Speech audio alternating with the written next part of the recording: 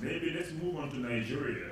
Nigeria has a relatively large and dynamic pension market with over $30 billion of assets under management and growing, with a big potential to make it really big. And we understand that the government has been trying to push pension funds to invest into infrastructure, into long-term assets, even if those assets are not very liquid.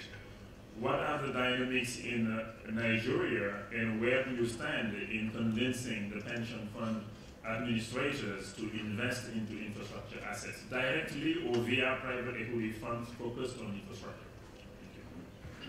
Yeah, thank you very much. First and foremost, let me just say a few things about the pension scheme in Nigeria. We embraced a transition to contributory pension scheme in 2004 from the old defined benefit scheme, which was unfunded and unsustainable.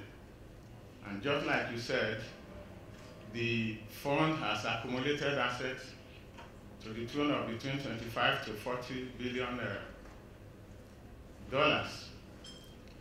Pension fund administrators are licensed to invest the fund. They are private sector institutions. What the Commission does is to regulate the market, issue the necessary regulations and the operations of the fund.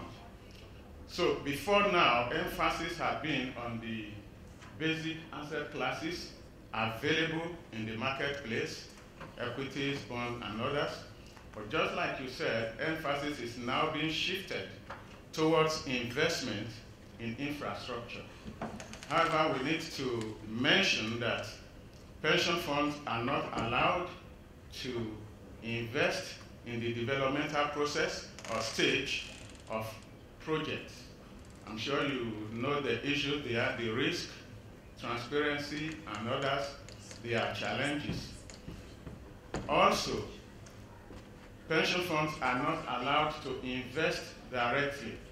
Rather, we prefer a situation where we'll have structured products, indirect investment through bonds, infrastructure bonds, floated specifically to finance infrastructure projects, as well as funds. It could be private equity or special purpose funds targeting infrastructure. These are the areas that we are looking at because of the nature of a pension fund.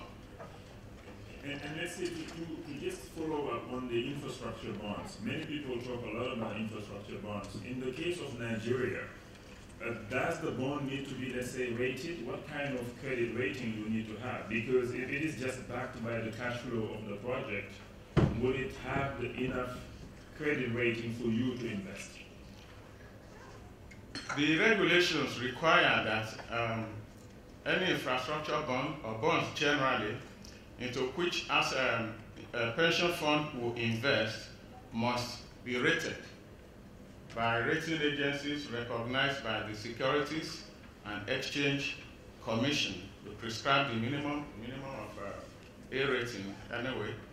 And also the experience of the fund managers also come to play in terms of who are managing the funds. Also, we have some issues in terms of limitations that are placed before now, which are being relaxed in this new dispensation that we are going into.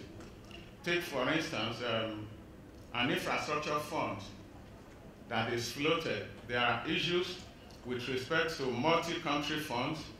The challenge has been that because we place a limit that if there's an infrastructure fund into which pension fund will invest, at least 75% of such a fund must be invested in projects within Nigeria. We have seen this as a constraint as put forward by multi-country funds that is actually limiting their ability to come into the Nigerian market. So these are the issues that are being addressed also. Doing business in Africa, you can't afford to be without Africa Investor.